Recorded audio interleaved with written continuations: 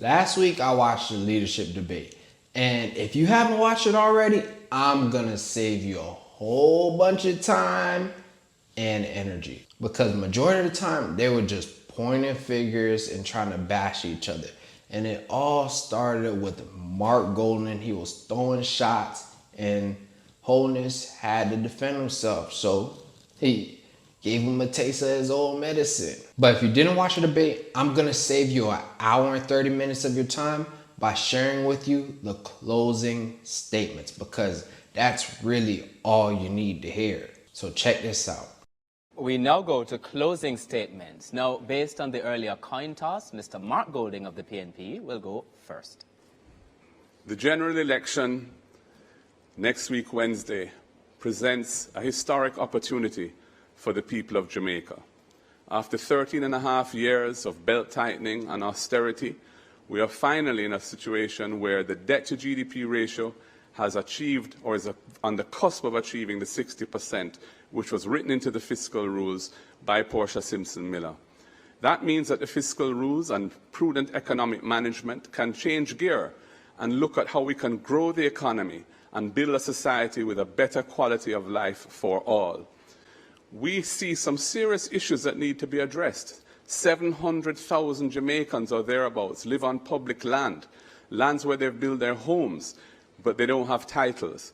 The colonial era law set the period as 60 years of occupation before they can get ownership. We are going to reduce that to 25 years. We're going to give them titles. And that is going to unlock over $1 trillion of wealth, which is now sealed up and quarantined in the old colonial era law that is still on the books. That is why also we're increasing the threshold to 3.5 million, so working families who are struggling to make ends meet can get a little break so they can live a better life. It's why we're going to be removing the tax from the overtime pay of workers earning up to $6 million, so they can make it easier in life as well. And when I govern the country as Prime Minister to serve you, I will ensure that accountability and transparency are at the center of what we do, and any hanky-panky, any violation of the public trust will be met with the full force of the law with no protection from me. And that is a huge difference between the government I will lead and the government of Andrew Holness. That is why I'm asking you, on Election Day, next Wednesday, vote for the People's National Party, put your ex beside the head, time come for a better life. To be honest, Mark Golding's plan sounds all fine and dandy, but it isn't really much of a plan. It's more of a theory.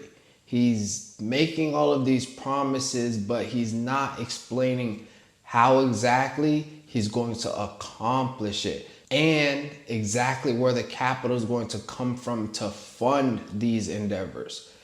To me, it seems like he's preying on the ignorant, because he knows that a lot of the people that are listening to the things that he's saying are going to take it for face value. They're not going to do their own research or run the numbers to see if the numbers actually make sense. And in his closing statement, he mentioned that Jamaica is on track to bring the debt down to 60% as Portia Simpson projected, which means that Andrew Holness has been managing the economy effectively since he came into power, because Portia Simpson was the prime minister prior to Andrew Holness stepping into office. And since he's been in office, he has placed the country on a path to fulfill her projection. But let's hear what he had to say. We now invite Dr. Andrew Holness of the JLP to go ahead with your closing statement. The administration that I lead on your behalf has cut the debt in half. We have created 280,000 new jobs, brought in 85,000 persons into the labour force. We have tripled the minimum wage. We have cut murders by 55% over the last 3 years. You have had no new taxes to worry about. This administration has taken on the previously thought of impossible to solve problems, and we have solved them. We are an administration of performance. In our next term, our pensioners who have worked so hard will get a break. Those earning $6 million or below will pay no income tax. We will give a new income tax rate, which will be graduated, which will see everyone paying lower taxes. you will see 60,000 more houses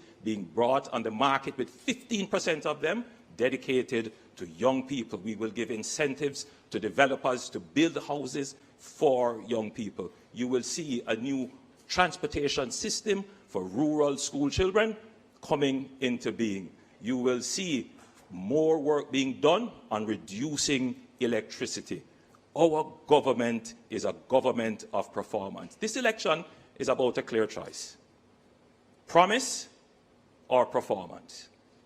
That's what it is. You have to make a decision. Who can deliver? It is this administration that has taken on the difficult problems, and we have delivered for you. I ask you on election day to vote for what is best for Jamaica.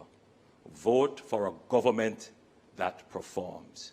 Vote for the Jamaica Labour Party. To be honest with you, I don't think Andrew Holness is an angel. He's just a human, like me and you. A lot of the numbers that he's mentioning are manipulated to sound as though it's more than it actually is, but he's a politician. It's what they do.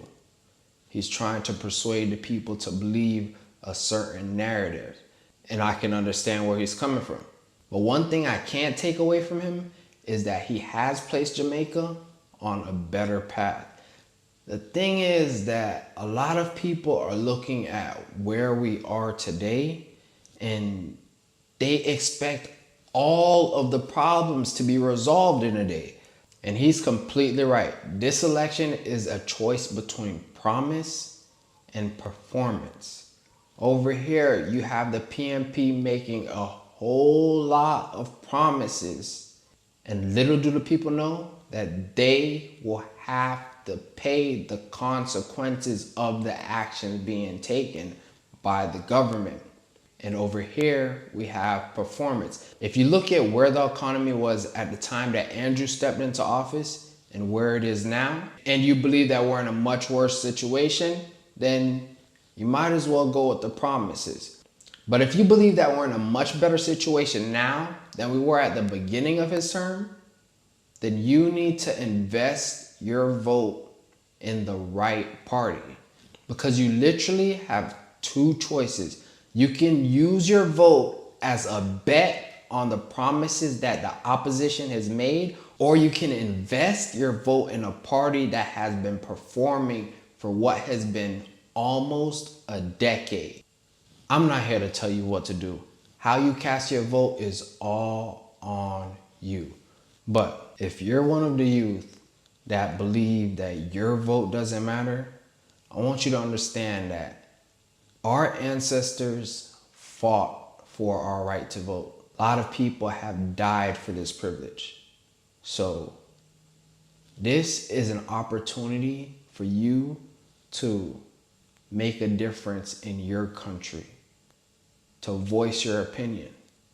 And you need to understand that it's valued. To be honest with you, I'm not affiliated with either one of these parties. I just want what's best for Jamaica. But let me know who you rocking with. Is it PNP or JLP? Let me know in the comments below, for sure. I don't care who you vote for, but I want you to express your power, because it is a privilege. And it's about that time. So if you have any questions, leave them in the comments below. If you like this video, give me a thumbs up. And don't forget to subscribe and click the bell so you're notified every time I make a new post. Until next time.